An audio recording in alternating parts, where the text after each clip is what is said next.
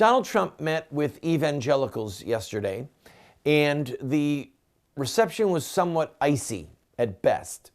Thankfully, people like Dr. James Dobson have agreed to sit on his steering committee. Others are starting to thaw to him a little bit. But the simple fact of the matter is that they are very concerned about him as a man, 3 marriages, a lot of stories from the past that he has spoken about at points braggadociously. It doesn't go well. It's just not a comfortable fit on many levels. So he met with them, and there was questions, and there was a panel, and people were trying to decide, can we live with this candidate? One of the big issues in the room was so-called homosexual marriage and the suppression of religious liberty. Well, allow me, if I may, to speak directly to these individuals and to you, because you give these evangelical people, these men and women, some of whom are leaders and probably most of whom are not, but it is you, it is I, that give them their horsepower. That room full of people basically has its pecking order based upon the amount of money that they bring in, the size of their radio program, the size of their TV program, the influence that they exert, the number of times that they've been interviewed in the New York Times or the Washington Post. That's how that world works, okay? So you and I, by giving them money, bring them to the next level.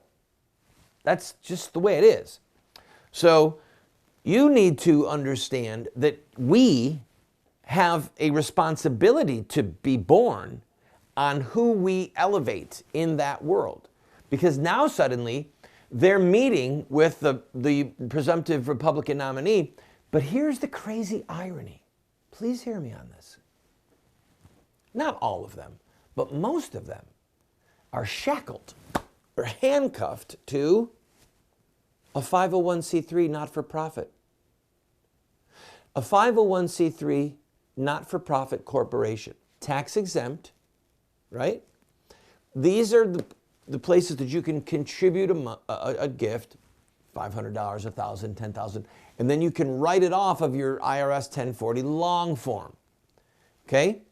For those of you who don't file long form, this might be gibberish to you, but there are people watching who do file long form.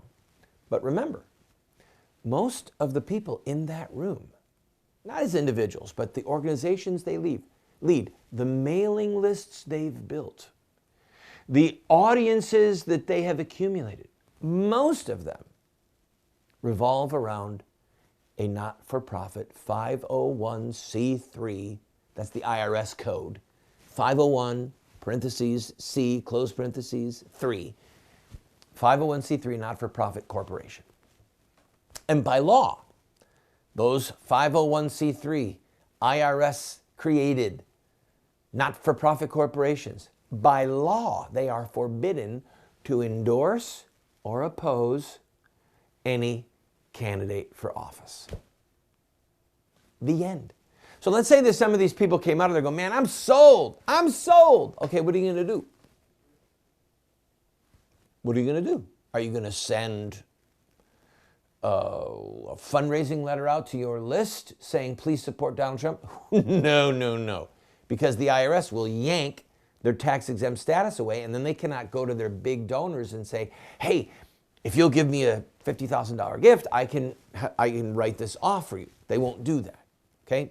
They're not going to risk their 501c3. So they're not going to send out a letter to their organization saying the choice is clear, vote for Trump, oppose Hillary. They're not going to do that. I mean, think this through with me. I'm happy that Donald Trump met with them. I'm happy that they met with Donald Trump. But at the end of the day, they are like a battleship sitting idly in port while a war is raging. I'm going to tell you a story. Dr. Dobson has resigned from Focus on the Family years ago. I have great affection for him as a man, and I'm very thankful for the help that Focus on the Family gave to me and to Operation Rescue in the late 80s and the early 90s. And it was significant at the time. But the truth of the matter was that that Focus on the Family was and remains, as far as I know, a 501c3 not-for-profit organization. Now, in the late 80s, early 90s, I was the most well-known pro-life leader in the country, leading the rescue movement, tens of thousands of people getting arrested. And I would meet with a lot of big shots in the evangelical world. Dr. Dobson had me speak to his board, the people that ran Focus on the Family, right? With a tens of millions of dollar budget. And I sat there and I begged them. I said, I am begging you, have the radio show be something other than a 501c3. Look at a C4, look at a trust, look at a for-profit corporation. Figure this out, people, because every time an election rolls around, they had 2 million listeners at the time to the radio show. That's significant. I said every time the election rolls around and there is a battle raging, you sit idly by and your guns are silent. Your guns are silent. You don't blast the enemy.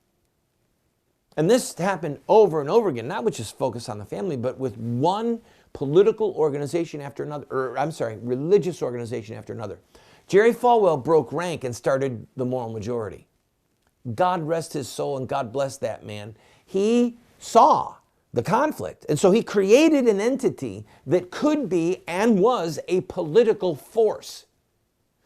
But most of the people that Donald Trump was meeting with in New York, in the evangelicals, they don't have such an organization.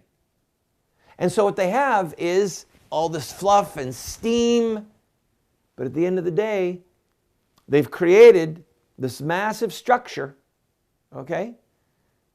Wild amounts of money being raised to do what? When we're about to decide who is the president, and therefore who gets to pick the next Supreme Court judges upon which the life of this republic may hinge in the balance, those picks, those Supreme Court picks, they can't say anything.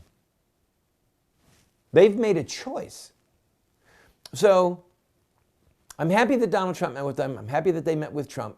But most of them are going to be of little use in this election cycle, really and truly. Even if they fawned all over Trump and said, you're my man, I love you, then what? What are you going to do? This leads to the next thing I need to talk about after the break, and that is where you contribute your money in this election cycle. Please stay with me. Please stay with me. I'll be right back.